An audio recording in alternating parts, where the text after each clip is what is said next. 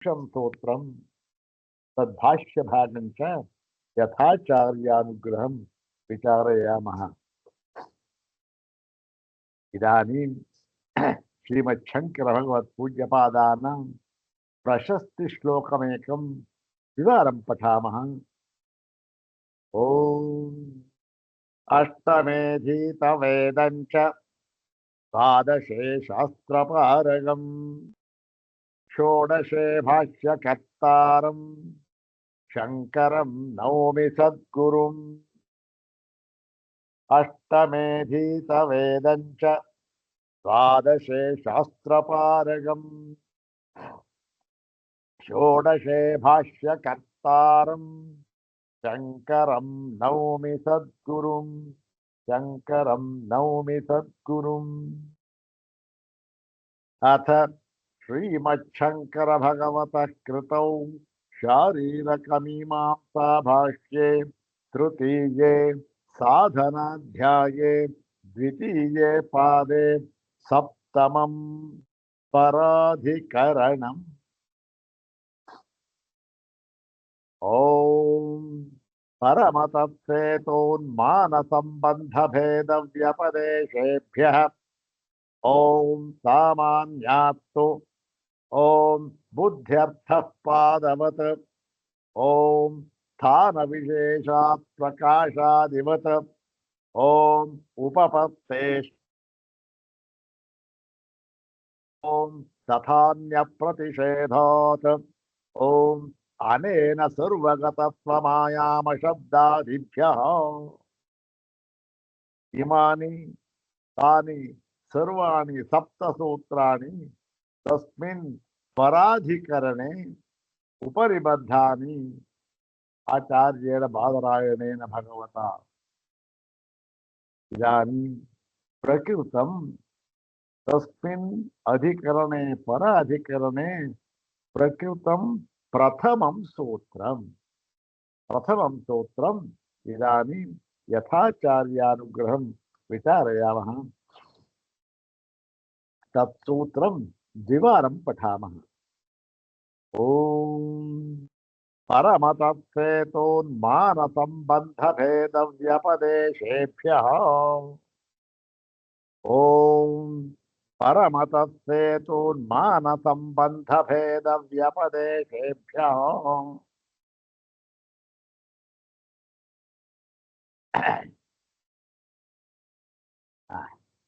ಇದರ ಒಂದು ಪದವಿಭಾಗ ಅನ್ವಯ ಎಲ್ಲ ಆಗಿತ್ತು. ಕೇವಲ ಅನ್ವಯವನ್ನು ಮಾತ್ರ ನೋಡ್ಬಿಡೋಣ. ಅನ್ವಯ ಏನಾಗುತ್ತೆ? ಅತಃ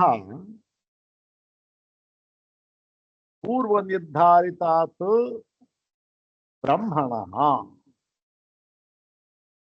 ಪರಂ ಅನ್ಯತ್ ತತ್ವಮಸ್ತಿ. ಅಂದ್ರೆ ಏನು? ಅತಃ ಅಂದ್ರೆ ಇದು ಪಂಚವಿಭಕ್ತಿ. ಅದೇನು ಅರ್ಥ ಕೊಡುತ್ತೆ? ಪೂರ್ವ ನಿರ್ಧಾರಿತಾತ್ ಬ್ರಹ್ಮಣಃ ಅಂದ್ರೆ ಹಿಂದೆ ನಿರ್ಧರಿಸಲ್ಪಟ್ಟ ಬ್ರಹ್ಮತತ್ವಕ್ಕಿಂತಲೂ ಕೂಡ ಯಾವುದದು ಪಂಚವಿಭಕ್ತಿ ಅಪಾದಾನ, ಅದಕ್ಕಿಂತಲೂ ಕೂಡ ಮಿಗಿಲಾಗಿ. ಅಪಾದಾನ ಏನು? ಒಂದು ಸಾರಿ ಅದನ್ನ ಬಿಟ್ಟ ಮೇಲೆ ತಿರುಗ ಅದರ ಸಂಬಂಧವಿಲ್ಲದೆ ಪೂರ್ಣವಾಗಿ ಬೇರೆ ಆಗಿರ್ತಕ್ಕಂತಹ ಅನ್ನೋ ಅರ್ಥವನ್ನು ಕೊಡುತ್ತೆ. ಒಂದು ತೃತೀಯ ಅರ್ಥದಲ್ಲೇ ಇದು ಕೂಡ ಬರುತ್ತೆ. ಕನ್ನಡದಲ್ಲಿ ಎರಡೂ ಕೂಡ ಒಂದೇ ವಿಭಕ್ತಿ ಪ್ರಯೋಗವಾಗುವುದು ಕಂಡು ಬರುತ್ತೆ ನಮಗೆ. ಅದರಿಂದ ಅಂತ, ಇದು ಕೂಡ ಅದರಿಂದ ಅಂತ, ಅದರ ದೆಸೆಯಿಂದ ಅಂತ ಹೇಳಬಹುದು ಪಂಚವಿಭಕ್ತಿನ. ಯಾತಕ್ಕೆ? ವಿಂಗಡಣೆ ಮಾಡೋದಕ್ಕೆ. ಆದರೆ ಏನು ವ್ಯತ್ಯಾಸ ಇದೆ? ಸಂಸ್ಕೃತ ಭಾಷೆ ಅಂತಕ್ಕಂಥದ್ದು ಪರಿಪೂರ್ಣವಾದ ಭಾಷೆ. ಯಾವ ಒಂದು ವಿಕಲ್ಪಕ್ಕೂ ಸಂದಿಗ್ಧಕ್ಕೂ ಎಳ್ಳಷ್ಟು ಆಸ್ಪದವಿಲ್ಲ. ಈಗ ಕಾರಣ ಕರಣ ಅಂತ ಇಟ್ಕೊಳ್ಳಿ. ಅದರಿಂದ ಏನ ಅಂತಕ್ಕಂಥದ್ದು ತೃತೀಯ ವಿಭಕ್ತಿ. ಏನು? ಚಕ್ಷುಷಾ ದೃಶ್ಯಂ ಪಶ್ಯತಿ ಅಂತ ಹೇಳಿದೆ. ಏನು? ಚಕ್ಷುಷ ಪಶ್ಯಂ ದೃಶ್ಯಂ ಪಶ್ಯತಿ. ಕಣ್ಣಿನಿಂದ ದೃಶ್ಯವನ್ನು ನೋಡುತ್ತಾನೆ. ಆಯ್ತು. ಮತ್ತೆ ಇದಕ್ಕೆ ಪಂಚವಿಭಕ್ತಿ ಯಾತಕ್ಕೆ ಬೇಕು? ಇದೇ ಅರ್ಥ ಕೊಡೋದಿಕ್ಕೆ.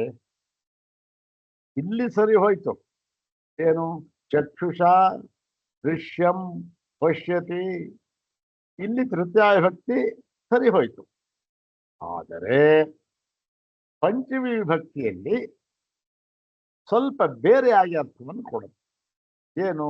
ಅದರಿಂದ, ಯಾವುದರಿಂದ ಪೂರ್ಣವಾಗಿ ಶಾಶ್ವತವಾಗಿ ಬೇರ್ಪಟ್ಟು ಸ್ವತಂತ್ರವಾಗಿ ಇರುತ್ತದೆಯೋ ಅದು. ಯಾವುದರಿಂದ, ಅದು ಕೂಡ ಇಂದ ಅಂತಲೇ ಅರ್ಥ. ಬೇರ್ಪಟ್ಟು ಸ್ವತಂತ್ರವಾಗಿ, ಇಲ್ಲಿ ಹಾಗೇನಿಲ್ಲ.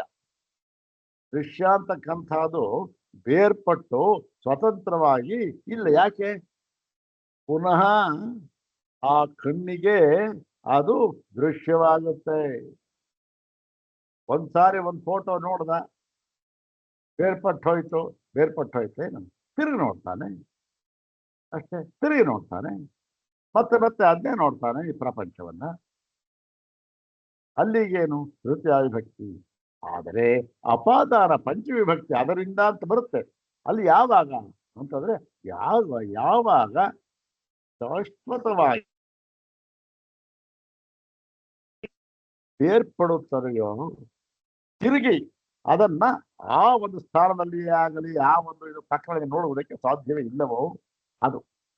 ಆ ಸಂದರ್ಭ ಬಂದಾಗ ಪಂಚವಿಭಕ್ತಿಯನ್ನು ಬಳಸಬೇಕು. ಅದು ಅದರಿಂದಲೇ ನೋಡಿ, ಕಣ್ಣಿನಿಂದ ದೃಶ್ಯವನ್ನು ನೋಡುತ್ತಾನೆ. ಒಂದು ಉದಾಹರಣೆ, ಇನ್ನೊಂದು ಉದಾಹರಣೆ. ಮರದಿಂದ ಹಣ್ಣು ಬೀಳುತ್ತದೆ. ಎರಡೂ ಅಷ್ಟೇ. ಕಣ್ಣಿನಿಂದ ದೃಶ್ಯವನ್ನು ನೋಡುತ್ತಾನೆ, ಮರದಿಂದ ಫಲವು ಬೀಳುತ್ತದೆ.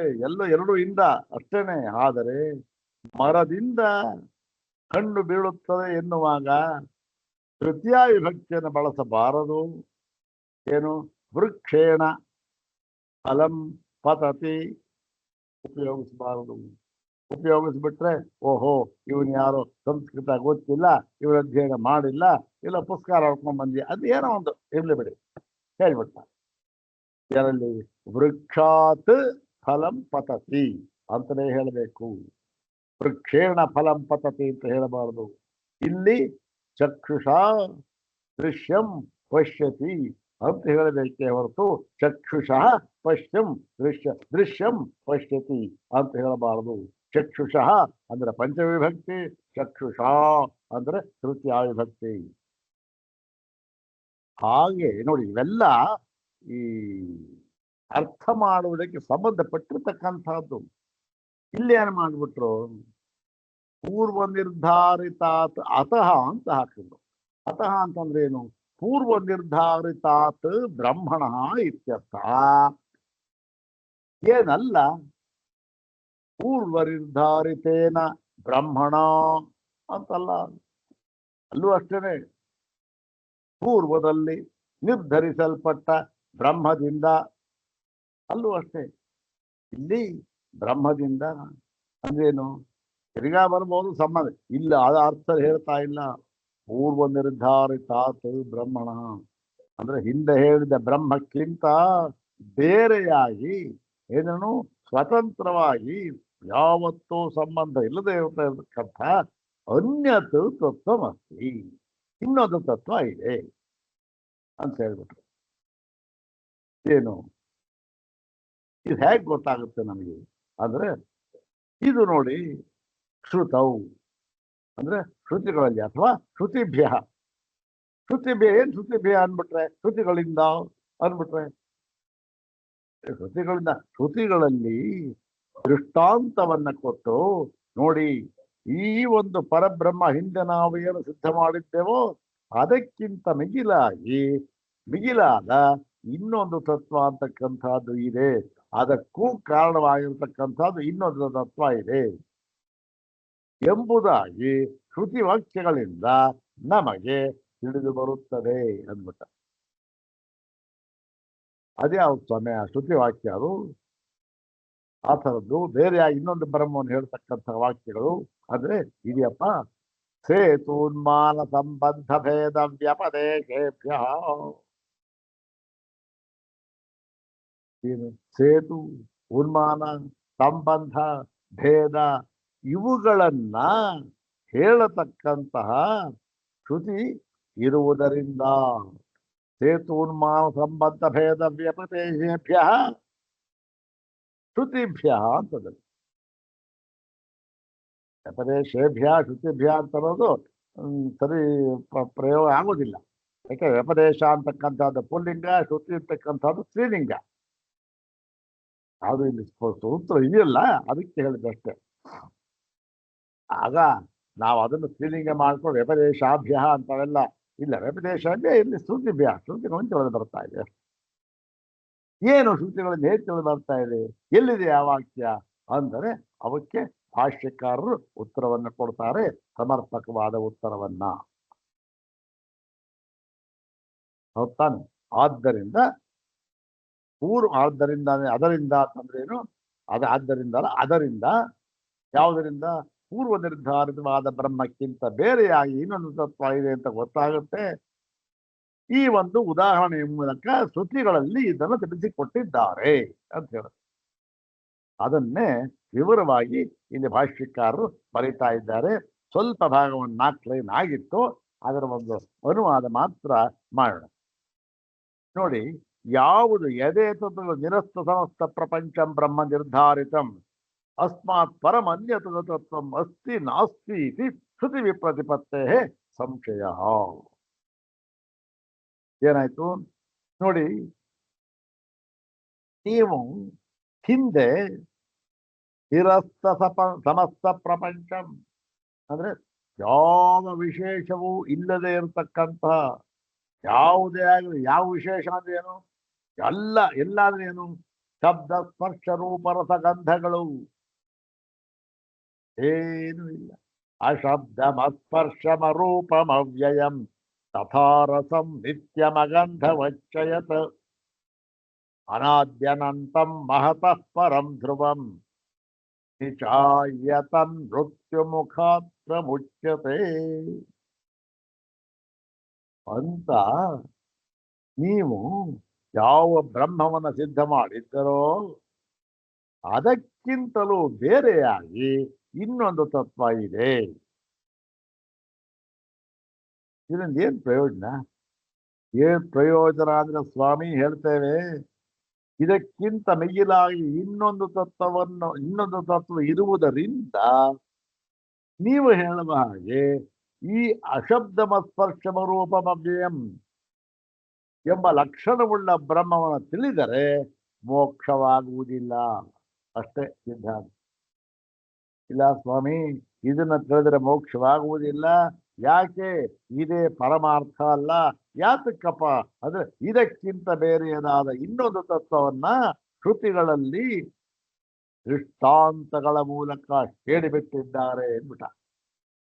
ಓಹೋ, ಇಲ್ಲಿ ತನಕ ಏನು ಸಿದ್ಧ ಮಾಡಿದ್ದು ಎಲ್ಲವೂ ಕೂಡ ಏನಾಗೋಯ್ತು? ನಿರ್ನಾಮ ಆಗೋಯ್ತು. ಯಾಕೆ? ಇದಕ್ಕಿಂತ ಬೇರೆಯದಾದ ಇನ್ನೊಂದು ತತ್ವ ಇದೆ ಅಂತಂದ ಮೇಲೆ ಇದನ್ನ ತಿಳ್ಕೊಂಡ್ರೆ ಪರಮಾರ್ಥ ಅಲ್ಲ, ಇದು ಮೋಕ್ಷ ಸಿದ್ಧವಾಗೋದಿಲ್ಲ. ಅದನ್ನ ತಿಳ್ಕೊಳ್ಬೇಕು. ಅದೇ ಯಾವುದು ಅದು ನೋಡೋಣ, ವಿಚಾರ ಮಾಡೋಣ ಮಾಡ್ಕೊಂಡು. ಒಟ್ಟ ಮುಂಚೆ ಏನ್ ಮಾಡಿ, ಇದಕ್ಕಿಂತ ಇನ್ನೊಂದು ತತ್ವ ಇದೆ ಅಂತ ಒಪ್ಕೊಳ್ಳಿ ಅಷ್ಟೇ. ಆಮೇಲಿಂದ ಅದರ ಸ್ವರೂಪ ವಿಚಾರ ಮಾಡೋಣ ನಾವು. ಹೋಗ್ತಾನೆ ಏನಪ್ಪ ಎಲ್ಲಿ ನೋಡಿ, ಶ್ರುತಿಗಳಲ್ಲಿ ಇದೆ ಎಂದ್ಬಿಟ್ಟ. ಇದನ್ನ ಹೇಳ್ತಾ ಇದ್ದಾರೆ. ಇದಕ್ಕೆ ಭಾಷ್ಯಕಾರು ನಿರಸ್ತ ಯಾವ ಈ ಎಲ್ಲ ವಿಶೇಷಗಳಿಂದಲೂ ಹೊರತಾಗಿರತಕ್ಕಂಥ ಶಬ್ದ ಸ್ಪರ್ಶ ರೂಪ ರಸಗಂಧ ಯಾವುದೂ ಇಲ್ಲ.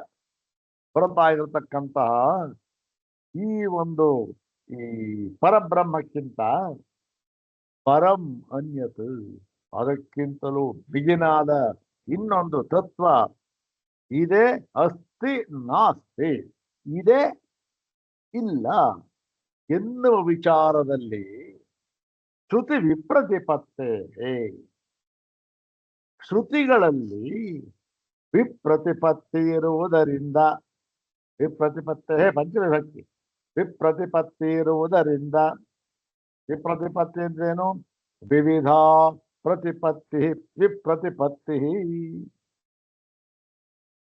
ಏನದು? ವಿವಿಧ ಪ್ರತಿಪತ್ತಿ ಇದೆಯೋ ಇಲ್ಲವೋ ಅಂತ ಅನ್ನೋದಕ್ಕೆ ವಿಧ ವಿಧವಾದ ವಿಧ ವಿಧವಾದ ಪ್ರತಿಪತ್ತಿ ತಿಳ್ಕೊಳ್ಳೋದು ಅರಿವು. ಅನೇಕ ವಿಧವಾದ, ಕೆಲವು ಕಡೆ ಇದೆ ಅಂತಂತ ಎನ್ನತಕ್ಕಂಥ ಶ್ರುತಿ ಇದೆ. ಯಾವುದು? ಈ ಪರಬ್ರಹ್ಮಕ್ಕಿಂತ, ನೀವು ಹೇಳಿದ್ರಲ್ಲ ಈ ಪರಬ್ರಹ್ಮ ಅಂತ, ಅದಕ್ಕಿಂತ ಮಿಗಿಲಾದ ಇನ್ನೊಂದು ತತ್ವ ಇದೆ ಅಂತ ಕೆಲವು ಕಡೆ ಕಂಡು ಬರುತ್ತೆ, ಇನ್ನು ಕೆಲವು ಕಡೆ ಕಂಡು ಬರೋದಿಲ್ಲ. ಹೀಗೆ ಶ್ರುತಿಯಲ್ಲೇ ವಿಪ್ರತಿಪತ್ತಿ ಅಂದ್ರೆ ವಿವಿಧ ಪ್ರತಿಪತ್ತಿ, ಅನೇಕವಾದ ಪ್ರತಿಪತ್ತಿಯ ತಿಳುವಳಿಕೆ ಅಂದ್ರೆ ಅನೇಕ ವಿಧವಾಗಿ ತಿಳಿಸಿಕೊಟ್ಟು ಬಿಟ್ಟಿರುವುದರಿಂದ ಏನಾಗುತ್ತೆ? ಸಂಶಯ ಬರುತ್ತೆ. ಏನ್ ಸಂಶಯ ಬರುತ್ತೆ ಅಂತ ಮುಂದೆ ಹೇಳ್ತಾರೆ. ಕಾನಿಚಿಧಿ ವಾಕ್ಯಾನಿ ಆಪಾತೇನೈವ ಪ್ರತಿಭಾಸಮಾನಾನಿ ಬ್ರಹ್ಮಣೋಪಿ ಪರಂ ಅನ್ಯತತ್ವಂ ಪ್ರತಿಪಾದಯತೀವ. ಕೆಲವು ವಾಕ್ಯ ಇದೆ, ಅದನ್ನ ನಾವು ನೋಡಿದ ತಕ್ಷಣ ಏನಾಗುತ್ತೆ? ಆಪಾತತಃ, ಇದೊಂದು ಸಾಮಾನ್ಯವಾಗಿ ಬಳಸ್ತಕ್ಕಂಥದ್ದು. ಆಪಾತತಃ ಅಂತಂದ್ರೆ ಏನು? ಮೇಲ್ನೋಟಕ್ಕೆ ಬಹಳವಾಗಿ ಬೆಳೆಸ್ತಾ ಇರ್ತಕ್ಕಂಥ ಪದ ಇದು. ಆಪಾತತಃ ಸಂಸ್ಕೃತ ಪದ, ಮೇಲ್ನೋಟ ಅಂತಕ್ಕಂಥದ್ದು ಕನ್ನಡ ಪದ ಅಷ್ಟೇ.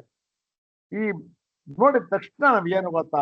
ಆ ತಕ್ಷಣ ಏನು ಗೊತ್ತಾಗ್ಬಿಡುತ್ತೆ ಅಂತಂದ್ರೆ ಪರಂ ಅನ್ಯತತ್ವಂ ಪ್ರತಿಪಾದಯಂತಿ ಇವ. ಓ, ಇನ್ನೊಂದು ತತ್ವ ಈ ಪರಬ್ರಹ್ಮಕ್ಕಿಂತ ಬೇರೆಯಾಗಿ ಇನ್ನೊಂದು ತತ್ವ ಇದೆ ಎನ್ನುವುದನ್ನ ಪ್ರತಿಪಾದಿಸುತ್ತಿರುವಂತೆ. ಪ್ರತಿಪಾದಿಸುತ್ತೆ ಅಂತ ನಿರ್ಧಾರವಾಗಿ ನಾವು ಹೇಳ್ತಾ ಇಲ್ಲ ಸ್ವಾಮಿ, ಪ್ರತಿಪಾದಿಸುವಂತೆ ನಮಗೆ ತೋರ್ತಾ ಇದೆ ಕೆಲವು ವಾಕ್ಯಗಳು. ಇನ್ ಕೆಲವು ವಾಕ್ಯಗಳು ಅದನ್ನ ನೀವು ಹಿಂದೆ ಹೇಳಿದ್ರಿ, ನಿರ್ಧಾರ ಮಾಡಿದ್ರಿ, ಬ್ರಹ್ಮ ಇದೇ ಪರಮತತ್ವ, ಇದಕ್ಕಿಂತ ಬೇರೆ ಯಾವ ತತ್ವ ಇಲ್ಲ, ಇದೆ. ಆ ಥರ ವಾಕ್ಯಗಳು ಇವೆ. ಇದಕ್ಕೆ ತೇಷಾಮಿ ಪರಿಹಾರಂ ಅಭಿಧಾತುಂ ಅಯಂ ಉಪಕ್ರಮ ಕ್ರಿಯತೆ. ನೋಡಿ, ಆ ಒಂದು ತೇಷಾಂ ಅಂತಾರೆ, ತೇಷಾಂ ಸಂಶಯಾನಾಂ ಅಂತ. ಆ ಸಂಶಯಗಳಿಗೆ ಪರಿಹಾರವನ್ನ ಅಭಿಧಾತುಂ ತಿಳಿಸಿ ಹೇಳುವುದಕ್ಕೋಸ್ಕರ ಅಯಂ ಉಪಕ್ರಮ, ಈ ಒಂದು ಪ್ರಾರಂಭವನ್ನ ಕ್ರಿಯತೆ ನಾವು ಮಾಡುತ್ತಿದ್ದೇವೆ ಎಂಬುದಾಗಿ ಸೂತ್ರಕಾರರಾದ ಭಗವಾನ್ ಬಾದರಾಯಣರು ಹೇಳ್ತಾ ಈ ಸೂತ್ರ ಒಂದೇ ಅಲ್ಲ, ಈ ಅಧಿಕರಣವನ್ನ ಪ್ರಾರಂಭಿಸಿದ್ದಾರೆ. ಇದಕ್ಕಾಗಿ ಅಧಿಕರಣ ಬಂದಿರೋದು. ಏನಂತ? ಪರಬ್ರಹ್ಮಕ್ಕಿಂತ ಮಿಗಿಲಾಗಿ ಇಲ್ಲಿಯವರೆಗೆ ಸಿದ್ಧ ಮಾಡಿದ್ರಲ್ಲ, ಇದಕ್ಕಿಂತ ಮಿಗಿಲಾದ ಇನ್ನೊಂದು ತತ್ವ ಇದೆಯೋ ಅಥವಾ ಇಲ್ಲವೋ? ಸಂಶಯ. ಯಾಕಪ್ಪ ಸಂಶಯ ಬಂತು ಸ್ವಾಮಿ? ಇದೆ ಅಂತಕ್ಕಂಥ ವಾಕ್ಯಗಳು ಕಂಡು ಬರ್ತಾ ಇದೆ, ಇಲ್ಲ ಅಂತಕ್ಕಂಥ ವಾಕ್ಯಗಳು ಕಂಡು ಬರ್ತಾ ಇದೆ. ಇರುವಂತೆ ತೋರುವ ವಾಕ್ಯವೂ ಇವೆ, ಇಲ್ಲದಂತೆ ತೋರುವ ವಾಕ್ಯವೂ ಇವೆ. ಆದ್ದರಿಂದ ಸಂಶಯ ಬಂದ್ಬಿಡ್ತು. ಹೌದೇನಪ್ಪ? ಓ, ಈ ಒಂದು ಸಂಶಯವನ್ನ ನಿವಾರಿಸಿ ಇದಮಿತ್ತಂ ಅಂದ್ರೆ ಇದೇ ಶ್ರುತಿಯ ತಾತ್ಪರ್ಯ ಎಂಬುದಾಗಿ ನಿರ್ಣಯಿಸಿ ಹೇಳುವುದಕ್ಕಾಗಿಯೇ ಭಗವಾನ್ ಬಾದರಾಯಣರು ಈ ಅಧಿಕರಣವನ್ನ ಪ್ರಾರಂಭಿಸಿದ್ದಾರೆ. ಯಾವುದು? ಪರಾಧಿಕರಣ. ಅದು ಸೂತ್ರ ನಾವೆಲ್ಲ ಹೇಳ್ಕೊಂಡ್ವಲ್ಲ, 7 ಸೂತ್ರಗಳನ್ನ, ಅದನ್ನೇ ಮೊಟ್ಟ ಮೊದಲನೇ ಸೂತ್ರವನ್ನ ನಾವು ಈಗ ವಿಚಾರ ಮಾಡುತ್ತಿದ್ದೇವೆ ಎಂಬುದಾಗಿ ಭಾಷ್ಯಕಾರರು ಆ ಸೂತ್ರಕಾರರ ಹೃದಯವನ್ನ ಇಲ್ಲಿ ತೆರೆದಿಟ್ಟಿದ್ದಾರೆ. ನೋಡಿ, ಇದು ಏನು? ಪರಂ ಅತಃ ಬ್ರಹ್ಮಣೋ ಅನ್ಯತತ್ವಂ ಭವಿತುಂ ಅರ್ಹತಿ. ಮೊಟ್ಟ ಮೊದಲನೇದಾಗಿ ಪೂರ್ವಪಕ್ಷ. ಯಾಕೆ? ಪೂರ್ವಪಕ್ಷವನ್ನ ನಿರಾಕರಣೆ ಮಾಡಿ ಅನಂತರಂ ಸಿದ್ಧಾಂತೋ ವಕ್ತವ್ಯ. ಹೋಗ್ತಾನೆ ಪೂರ್ವಪಕ್ಷಿಯನ್ನ ನೋಡಿ. ಈ ಅತಃ ಪರಂ ಅದಕ್ಕಿಂತ ಮಿಗಿಲಾದ ಅದೇ ಅದು ಬ್ರಹ್ಮಕ್ಕಿಂತ ಮಿಗಿಲಾದ ಇನ್ನೊಂದು ತತ್ವ ಅಂತಕ್ಕಂಥದ್ದು ಇದೆ. ಕುತಃ ಅಂತಂದ್ರೆ ಸೇತೂನ್ಮಾನ ಸಂಬಂಧ ಭೇದ ವ್ಯಪದೇಶೇಭ್ಯ. ಈ ಕಾರಣ ಇದಕ್ಕೆ ಈ ವಿಗ್ರಹ ಹೇಳಿದ್ನಲ್ಲ ಅಲ್ವಾ, ಸೇತುಶ್ಚ ಉನ್ಮಾನಂಚ ಸಂಬಂಧಶ್ಚ ಭೇದಶ್ಚ ಸೇತೂನ್ಮಾನ ಸಂಬಂಧ ಭೇದಾ. ಗೊತ್ತೇನು? ತೇಷಾಂ ಸೇತೂನ್ಮಾನ ಸಂಬಂಧ ಭೇದಾನಾಂ ವ್ಯಪದೇಶಃ ಅಥವಾ ವ್ಯಪದೇಶಾಃ ಸೇತೂನ್ಮಾನ ಸಂಬಂಧ ಭೇದ ವ್ಯಪದೇಶಾಃ ತೇಭ್ಯಃ ಸೇತೂನ್ಮಾನ ಸಂಬಂಧ ಭೇದ ವ್ಯಪದೇಶೇಭ್ಯಃ. ಇದು ವಿಗ್ರಹ ವಾಕ್ಯ. ಇದು ಅಲ್ಲಿಗೇನು ವಿಗ್ರಹ ಮಾಡಿದಾಗೇನು ಸೇತುಶ್ಚ ಉನ್ಮಾನಂಚ ಸಂಬಂಧಶ್ಚ ಭೇದಶ್ಚ ಬಂತು ಒಂದೊಂದಾಗಿ. ಹೇಗೆ ಗೊತ್ತಾಗ್ತದೆ ಹೇಳಿದ ನೋಡಿ ಸ್ವಾಮಿ, ಸೇತುವಿನ ಉದಾಹರಣೆಯನ್ನು ಕೊಟ್ಟಿದ್ದಾರೆ, ಉನ್ಮಾನ ಅಂತ ಹೇಳಿದ್ದಾರೆ, ಮತ್ತು ಸಂಬಂಧವನ್ನು ಹೇಳಿದ್ದಾರೆ, ಮತ್ತೆ ಭೇದವನ್ನು ಹೇಳಿದ್ದಾರೆ. ಈ 4 ಕಾರಣಗಳಿಂದ ಏನು ಗೊತ್ತಾಗ್ತಾ ಇದೆ ನಮಗೆ? ಓಹೋ, ಈ ಹಿಂದೆ ನಿರ್ಧಾರ ಮಾಡಿರುವಂತಹ ನಿಷ್ಪ್ರಪಂಚ ಬ್ರಹ್ಮಕ್ಕಿಂತ ಬೇರೆಯಾಗಿ ಇನ್ನೊಂದು ತತ್ವ ಇದೆ ಎಂಬುದಾಗಿ ನಮಗೆ ಗೊತ್ತಾಗುತ್ತದೆ. ಈಗ ಭಾಷ್ಯಕಾರ ಒಂದೊಂದಾಗಿ ಅದರ ವಿವರಣೆ ಮಾಡ್ತಾನೆ. ಪೂರ್ವ ಪಕ್ಷಿ ಏನ್ ಮಾಡ್ತಾನೆ? ಸೇತುನ್ಮಾನ ಸಂಬಂಧ ಭೇದ ಹೇಳಿದಿಲ್ಲ, ಸೇತು ಅಂತಕ್ಕಂಥ ಹೇಗೆ ಹೊಂದುತ್ತೆ, ಅದು ಹೇಗೆ ಬೇರೆ ಇನ್ನೊಂದಿದೆ ಅಂತ ಹೇಳ್ತಾ ಇದೆ ಇದು. ಅಲ್ಲ ಸ್ವಾಮಿ, ಸೇತುಗೂನು ಹೀಗೆ ಹಿಂದೆ ಹೇಳಿರ್ತಕ್ಕಂಥ ಬ್ರಹ್ಮಕ್ಕಿಂತ ಬೇರೆಯಾಗಿ ಇದೆ ಅಂತ ಗೊತ್ತಾಗೋದಕ್ಕೂ ಏನ್ ಸಂಬಂಧ? ಉನ್ಮಾನ ಅದಕ್ಕೇನ್ ಸಂಬಂಧ? ಈ ಸಂಬಂಧ ಏನ್ ಸಂಬಂಧ? ಇದೆಲ್ಲ ಹೇಳ್ತಾರೆ ಇಲ್ಲಿ ಹಾಲು. ಅದು ವಿವರಣೆಯನ್ನು ಕೊಡ್ತಾರೆ. ಇದು ಭಾಷ್ಯ ಅಂತ. ಕುತಃ ಅಂದ್ರೆ ಸೇತು ವ್ಯಪದೇಶ. ನೋಡಿ ಇಲ್ಲಿ ಬಿಡಿಸಿ ಹೇಳ್ತಾ ಇದ್ದಾರೆ. ಸೇತು ಉನ್ಮಾನ ಸಂಬಂಧ ಭೇದ ವ್ಯಪದೇಶ ಏನು? ಸೇತು ವ್ಯಪದೇಶಾತ್, ಮತ್ತೆ ಉನ್ಮಾನ ವ್ಯಪದೇಶಾತ್, ಮತ್ತೆ ಸಂಬಂಧ ವ್ಯಪದೇಶಾತ್, ಮತ್ತೆ ಭೇದ ವ್ಯಪದೇಶಾಚ. ಇದು ಹೌದಾನೆ ವಿಗ್ರಹ ನಾವು ಮಾಡಿದ್ವಿ. ಹೀಗೆ ಮೊಟ್ಟ ಮೊದಲನೇದ ಏನು? ಸೇತು ವ್ಯಪದೇಶ. ಸೇತುವನ್ನು ಹೇಳಿದ್ದಾರೆ, ಉನ್ಮಾನವನ್ನು ಹೇಳಿದ್ದಾರೆ, ಸಂಬಂಧವನ್ನು ಹೇಳಿದ್ದಾರೆ, ಭೇದವನ್ನು ಹೇಳಿದ್ದಾರೆ. ಸೇತು ಹೇಳಿದ ಮಾತ್ರಕ್ಕೆ ನಮಗೆ ಹೇಗೆ ಗೊತ್ತಾಗುತ್ತೆ ಸ್ವಾಮಿ ಅಂತಂದ್ರೆ ನೋಡಿ, ಸೇತು ವ್ಯಪದೇಶ ಸ್ಥಾವತ್. ಮೊಟ್ಟ ಮೊದಲಿಗೆ ಈ ಸೇತು ವ್ಯಪದೇಶದಿಂದ ಅಂದ್ರೆ ಸೇತುವನ್ನು ಹೇಳಿರುವುದರಿಂದ ಹೇಗೆ ಈ ಬ್ರಹ್ಮಕ್ಕಿಂತ ಮಿಗಿಲಾದ ಇನ್ನೊಂದು ತತ್ವ ಇದೆ ಅಂತ ಗೊತ್ತಾಗುತ್ತೆ. ಇದಕ್ಕೂ ಅದಕ್ಕೂ ಏನ್ ಸಂಬಂಧ ಅಂದ್ರೆ ಮೊಟ್ಟ ಮೊದಲನೆಯಾಗಿ ಸೇತು ವ್ಯಪದೇಶ ಇದೆಯಲ್ಲ, ಅದು ಹೇಗೆ ಗೊತ್ತಾಗುತ್ತೆ ಅಂದ್ರೆ ಹೇಳ್ತೇವೆ ಅಂತ ಹೇಳಿ. ನೋಡಿ, ಈ ಛಾಂದೋಗ್ಯೋಪನಿಷತ್ತಿನಲ್ಲಿ ಕೊನೆಯ ಅಧ್ಯಾಯದಲ್ಲಿ ಏನು ಬಂದಿದೆ? ಅಥಯ ಆತ್ಮ ಸೇತುರ್ವಿಧೃತಿ ಎಂಬತಕ್ಕಂಥ ವಾಕ್ಯ ಇದೆ. ಯಾವ ಸಂದರ್ಭದಲ್ಲಿ ಬಂತು? ಈ ಬ್ರಹ್ಮವನ್ನ ನಿರ್ಧಾರ ಮಾಡತಕ್ಕಂಥ ಸಂದರ್ಭದಲ್ಲಿ ಬಂತು. ಏನು ಬಂತು ಅಂದ್ರೆ ಅಥಯ ಆತ್ಮ.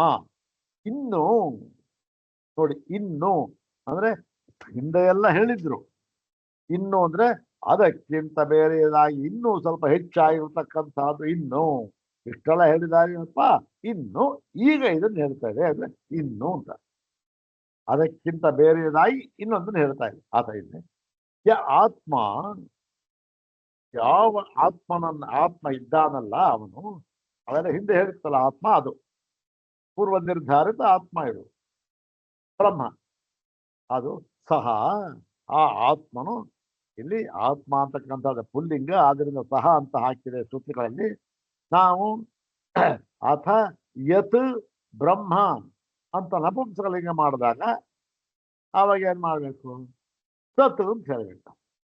ಸೇತು ತತು, ತತು ಸೇತುರ್ ವೇತು ಅಂತ ಹೇಳಿ ಅದು ಏನು ಆ ಒಂದು ಆತ್ಮ ಸೇತು ವಿಧೃತಿ, ಅದೇನು ಸೇತುವಾಗಿದೆ, ವಿಧೃತಿ ಧಾರಣೆ ಮಾಡಿಕೊಂಡಿದೆ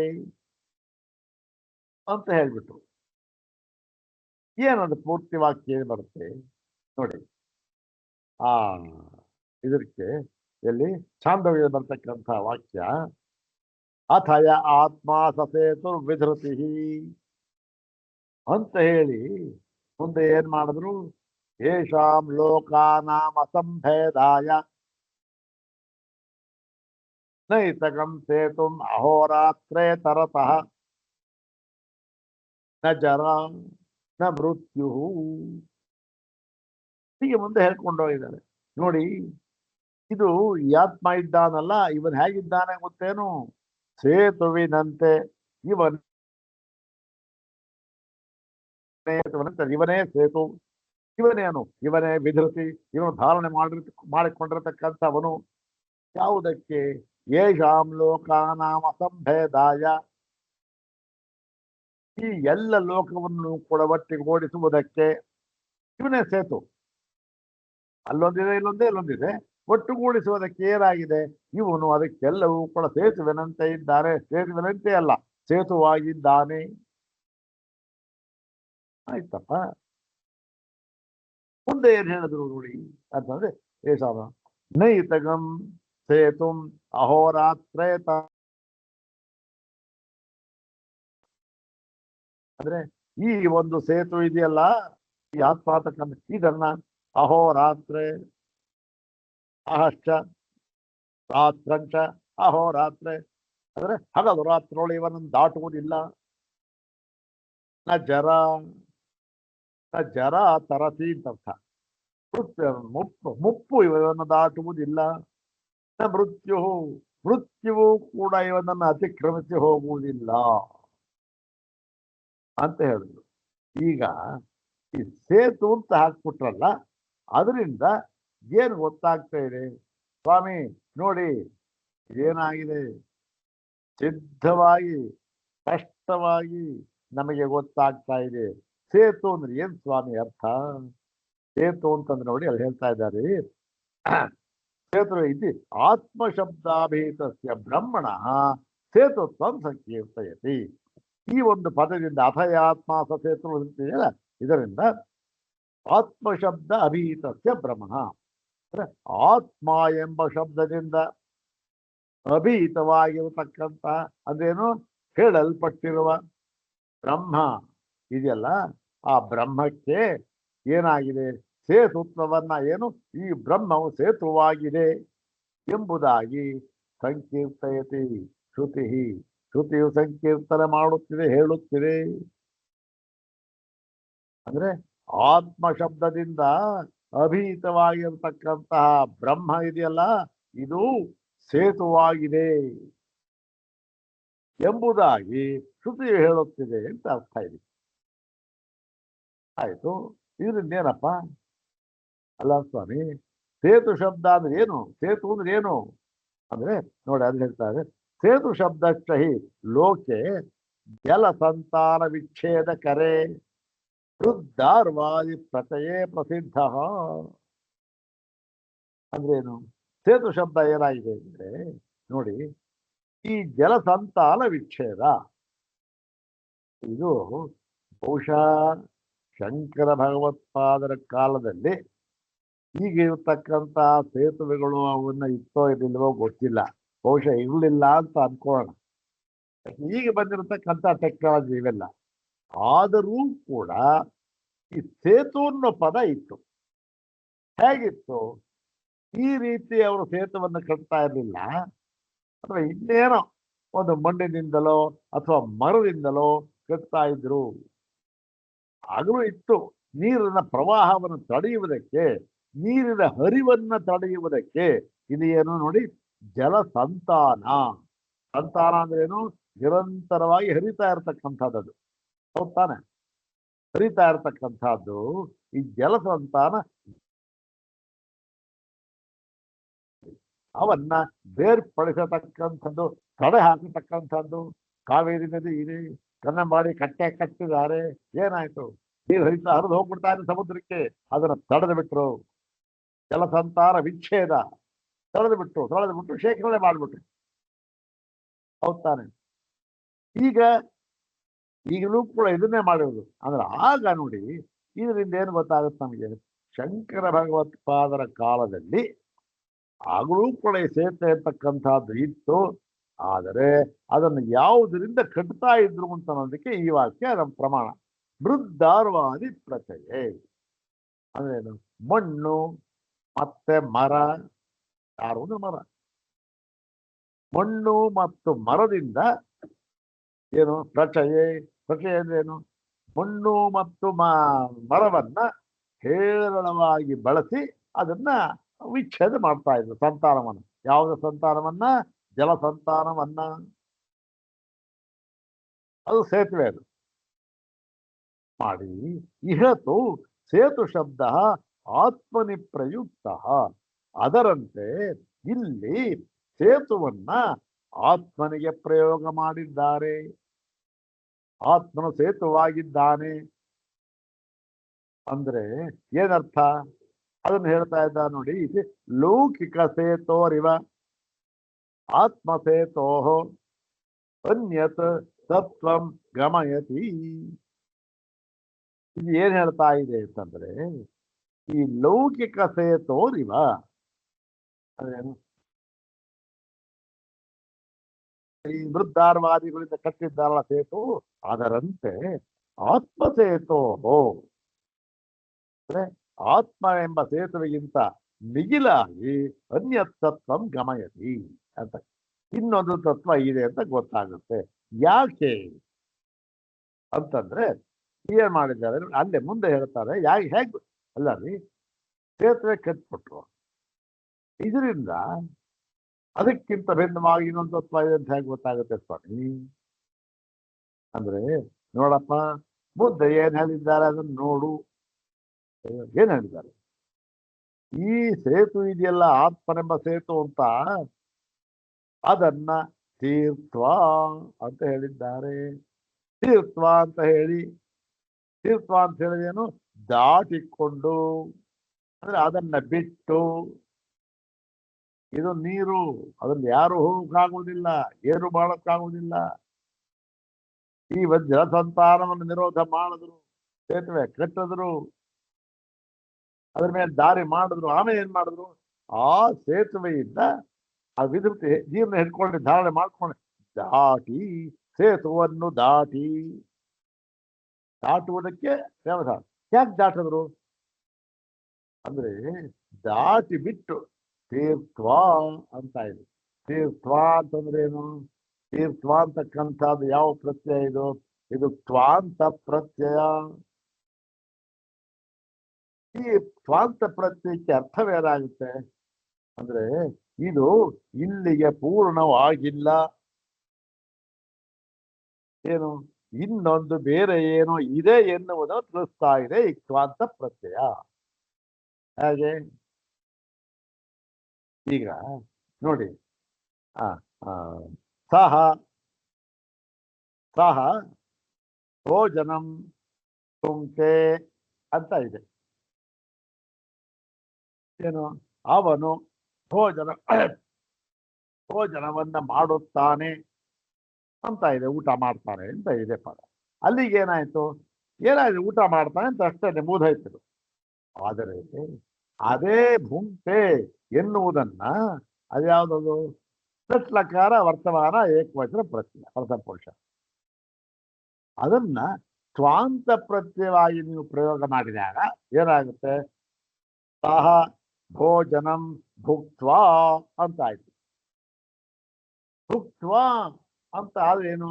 ಅವನು ಊಟವನ್ನ ಮಾಡಿ. ಊಟವನ್ನ ಮಾಡಿ ಅಂದ್ರೇನು? ಊಟವನ್ನ ಮಾಡಿ ಇನ್ನೇನೋ ಮಾಡ್ತಾನೆ ಅಂತ ಅನ್ನೋದು ಸಿದ್ಧವಾಯಿತು. ಭುಂಕ್ತೆ ಅನ್ಬಿಟ್ಟಿದ್ರೆ ಸರೋಗ್ತಾ ಇತ್ತು, ಏನು ಆಗ್ತಾ ಇಲ್ಲ. ಇಲ್ಲಿ ಹಾಗಿಲ್ಲ. ತರತಿ ಅಂತ ಹಾಕಿ, ಸೇತು ತರತಿ ಅಂತ ಹಾಕಿಲ್ಲ, ತೀರ್ಥ ಅಂತ ಹಾಕಿದ್ದಾರೆ. ತೀರ್ಥ ಅಂತ ಹಾಕಿದ್ರಿಂದ ದಾಟಿ ದಾಟುತ್ತಾನೆ ಅಂದ್ರೆ ಮುಗಿದೋಗ್ತದೆ, ಏನೋ ಆಗ್ತದೆ ಬಿಡಿ. ತೀರ್ಥ ದಾಟಿ ಅಂದ್ರೆ ಏನು? ದಾಟಿ ಮುಂದೇನೋ ಇದೆ ಅದು ಸೇರ್ತಾನೆ. ಹೀಗೆ ಸ್ವಾಂತ ಪ್ರತ್ಯಯ. ಇಲ್ಲಿ ಭುಕ್ತ್ವ ಏನು?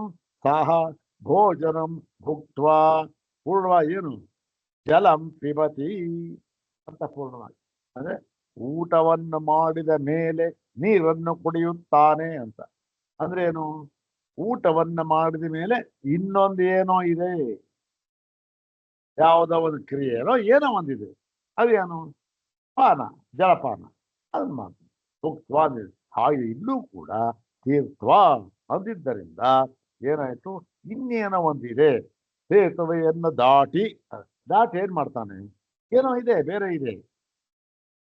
ಸೇತುವೆ ಇದೆ, ಸೇತುವೆ ದಾಟಿ ಅಲ್ಲಿ ಅಲ್ಲಿ ಉದಾಹರಣೆ ಕೊಟ್ಟಿದೆ. ಅಲ್ಲಿ ಹೇಗೆ ಪ್ರಯೋಗ ಅಂದ್ರೆ ಇತಿ ಯಥಾ ಲೌಕಿಕಂ ಸೇತುಂ ತೀರ್ಥ ಜಾಂಗಲಂ ಅಸೇತುಂ ಪ್ರಾಪ್ನೋತಿ. ಸೇತುವನ್ನ ದಾಟಿ, ಇದು ನೀರಿನ ಪ್ರದೇಶ ವಿಸ್ತಾರವಾಗಿದೆ.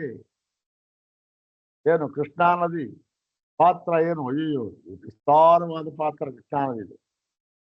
ದಾಟ್ಬಿಟ್ಟ, ತೀರ್ಥ ದಾಟ್ಬಿಟ್ಟು ಏನ್ ಮಾಡ್ತಾನೆ? ಜಾಂಗಲಂ ಅಸೇತುಂ ಪ್ರಾಪ್ನೋತಿ. ಅಂದ್ರೆ ಸೇತುವಿಲ್ಲದ, ಜಾಂಗಲಂ ಅಂತಂದ್ರೆ ಏನು? ಒಂದು ಸಮತಟ್ಟಾದ ಪ್ರದೇಶ ಅಥವಾ ಒಂದು ಹುಲ್ಲುಗಾವಲು ಸಮತಟ್ಟಾದ ಪ್ರದೇಶವನ್ನು ಸೇರುತ್ತಾನೆ. ನೀರಿಲ್ಲದೆ ಇರತಕ್ಕಂಥ ನೀರಿಲ್ಲ, ಸೇತು ಇಲ್ಲ, ಏನೂ ಇಲ್ಲ, ಸಮತಟ್ಟಾದ ಪ್ರದೇಶ. ಅದೇನಾಗಿದೆ? ಸೇತುವೆಗಿಂತ ಬೇರೆಯಾಗಿದೆ, ನೀರಿಗಿಂತ ಬೇರೆಯಾಗಿದೆ. ನೋಡಿ ಹೇಗೆ ವಿಚಾರ, ಎಷ್ಟು ಆಳವಾಗಿ ವಿಚಾರ ಮಾಡ್ತಾರೆ. ತೀರ್ಥ ಏನು ಶಬ್ದ ಇದೆ ಸ್ವಾಮಿ, ನೀನ್ ಹೇಗೆ ಅರ್ಥ ನೋಡಿ. ಇದು ಓಹೋ, ಏನೋ ಇನ್ನೇನೋ ತೀರ್ಥ ಅಂದ್ರೆ ಏನೋ ಬೇರೆ ಒಂದು ತತ್ವ ಇದೆ ಅಂತ ಗೊತ್ತಾಗುತ್ತೆ. ಏವಂ ಆತ್ಮಾನಂ ಸೇತುಂ ತೀರ್ಥ ಅನಾತ್ಮಾನಂ ಅಸೇತುಂ ಪ್ರಾಪ್ನೋತಿ ಇತಿ ಗಮ್ಯತೆ. ಹೀಗೆ ಈ ಆತ್ಮವೆಂಬ ಸೇತುವನ್ನು ದಾಟಿಕೊಂಡು ಅನಾತ್ಮಾನಂ, ಇಲ್ಲಿ ಅನಾತ್ಮಾನಂ ಅಂದ್ರೆ ನಮ್ಮ ಆತ್ಮಾನಾತ್ಮ ಅಂತ ಅರ್ಥ ಮಾಡೋದು ಬೇಡ. ಅನಾತ್ಮ ಅಂದ್ರೆ ಈ ಆತ್ಮಕ್ಕಿಂತ ಬೇರೆ ಆಗಿರ್ತಕ್ಕಂಥ. ನ ಆತ್ಮಾನಂ ಅನಾತ್ಮಾನಂ. ಈ ನೈ ಶಬ್ದಕ್ಕೆ ಆರರ್ಥ ಇದೆಯಲ್ಲ, ಆ ಆರರ್ಥ ಇದು ಬೇರೆ ಅಂತ ಬೇರೆ ಅಂತ ಅನ್ನೋ ಅರ್ಥವನ್ನು ಸೂಚಿಸ್ತಾ ಇದೆ. ಹೀಗೆ ತೀರ್ಥ ಅನಾತ್ಮಾನಂ ಅಂದ್ರೆ ಆ ಆತ್ಮ ಅಲ್ಲ, ಇನ್ನೊಂದು ಯಾವುದು? ಅಸೇತು. ಸೇತುವು ಅಲ್ಲದ ಆತ್ಮ ಇನ್ನೊಂದಂತ ಪ್ರಾಪ್ನೋತಿ, ಹೋಗಿ ಸೇರುತ್ತಾನೆ ಎಂಬುದಾಗಿ ತಿಳಿದು ಬರುತ್ತದೆ. ಅಲ್ಲಿಗೆ ಇದನ್ನೆಲ್ಲ ಸ್ವಾಮಿ ಸೇರ್ತಕ್ಕಂಥವನು ವಿದ್ವಾಂಸ. ಮೋಕ್ಷ ಪಡಿತಾನೆ, ಅವನು ಎಲ್ಲಿ ಹೋಗಿ ಸೇರ್ತಾನೆ ಗೊತ್ತ? ಮೋಕ್ಷವನ್ನು ಪಡೆದವನು ನೀವು ಹೇಳ್ತಕ್ಕಂಥ ಹಿಂದೆ ನಿರ್ಧಾರ ಮಾಡೋದಲ್ಲ, ಅವನಲ್ಲ, ಅದಕ್ಕಿಂತ ಮಿಗಿಲಾದ ಇನ್ನೊಂದು ಬ್ರಹ್ಮ ಅನ್ಬಿಟ್ಟ. ಅದ್ಯಾವುದು? ಸರಿ, ತಿರ್ಗಾ ವಿಚಾರ ಮಾಡ್ಬೇಕು. ಹಾಗೆ ಮಾತು ಇತಿ ಗಮ್ಯತೆ. ಇದೇನು? ಸೇತು ವ್ಯಪದೇಶ. ಸೇತು ವ್ಯಪದೇಶದಿಂದ ಏನಾಯ್ತು ನಮಗೆ? ಓಹೋ, ಬ್ರಹ್ಮಕ್ಕಿಂತ ಬೇರೆಯಾಗಿ ಇನ್ನೊಂದು ತತ್ವ ಇದೆ ಅಂತ ಗೊತ್ತಾಯಿತು. ಯಾಕೆ? ಬ್ರಹ್ಮವನ್ನ ಸೇತು ಎಂಬುದಾಗಿ ಹೇಳಿದ್ದಾರೆ. ಸೇತು ಎಂಬುದಾಗಿ ಹೇಳಿರುವುದರಿಂದ ಸೇತು ಯಾವ ರೀತಿ ಉಪಯೋಗ ಮಾಡ್ತಾರೆ? ಆ ಸೇತು ದಾಟಿ ಇನ್ನೊಂದು ಪ್ರದೇಶಕ್ಕೆ ಹೋಗ್ತಾರೆ, ಹೋಗ್ತಾನೆ. ಹಾಗಾಗಿ ಬ್ರಹ್ಮ, ಈ ಬ್ರಹ್ಮವೆಂಬ ಸೇತುವೆಯನ್ನು, ಆತ್ಮ ಎಂಬ ಸೇತುವೆಯನ್ನು ದಾಟಿ ಇನ್ನೊಂದು ಯಾವುದೋ ಒಂದು ಅನಾತ್ಮ, ಈ ಆತ್ಮ ಅಲ್ಲದ ಇನ್ನೊಂದು ಆತ್ಮ ಇದ್ದಾನೆ, ಅವನನ್ನು ಹೋಗಿ ಸೇರ್ತಾನೆ ಅಂತ. ಇನ್ನೊಂದು ಆತ್ಮ ಇದೆ ಅಂತ ಅನ್ನೋದನ್ನು ಸಿದ್ಧ ಮಾಡ್ತಾ ಇದೆ ಇದು ಈ ವಾಕ್ಯ. ಯಾವುದು? ಈ ಒಂದು ಈ ಸೇತು ಅಂತಕ್ಕಂಥದ್ದು. ಅದಾಯ್ತು, ಮೊಟ್ಟ ಮೊದಲನೇ ವಾಕ್ಯ ಆಯ್ತು. ಸೇತು ಎಂಬ ಒಂದು ಶಬ್ದ ಪ್ರಯೋಗ ಮಾಡಿಬಿಟ್ಟಿರುವುದರಿಂದ ಶ್ರುತಿಯಲ್ಲಿ ನಮಗೇನು ಗೊತ್ತಾಗ್ತಾ ಇದೆ? ಓಹೋ, ಈ ಆತ್ಮಕ್ಕಿಂತ ಬ್ರಹ್ಮಕ್ಕಿಂತ ಬೇರೆಯಾದ ಇನ್ನೊಂದು ತತ್ವ ಇದೆ, ಅದನ್ನ ಹೋಗಿ ಸೇರ್ತಾನೆ ಎಂಬುದಾಗಿ ನಮಗೆ ಗೊತ್ತಾಗ್ತಾ ಇದೆ. ಮೊದಲನೇದು. ಇನ್ನೇನು? ಒಂದಾಯ್ತು. 4 ಹೇಳ್ಬಿಟ್ಟ ದೃಷ್ಟಾಂತ. ಉನ್ಮಾನ. ಉನ್ಮಾನ ಅಂದ್ರೇನು? ಈ ಉನ್ಮಾನ ಎಂಬತಕ್ಕಂಥ ಶಬ್ದದಿಂದ ಹೇಗೆ ನಮಗೆ ಬ್ರಹ್ಮಕ್ಕಿಂತ ಬೇರೆಯಾದ ಇನ್ನೊಂದು ತತ್ವ ಇದೆ ಅಂತ ಗೊತ್ತಾಗ್ತಾ ಇದೆ, ಅದಕ್ಕೆ ವಿವರಣೆ ಮಾಡಬೇಕು. ಅದನ್ನ ವಿವರಣೆಯನ್ನ ಆ ಶಂಕರ ಭಗವತ್ಪಾದರು ಮಾಡ್ತಾ ಇದ್ದಾರೆ. ಅದನ್ನ ನಾಳೆ ನೋಡು. ಓಂ ಶಾಂತಿ ಶಾಂತಿ ಶಾಂತಿ. ಒಂದು ಸಣ್ಣ ವಿಚಾರ, ಒಂದೇ ಮುಂದೆ ನಿಮಿಷ.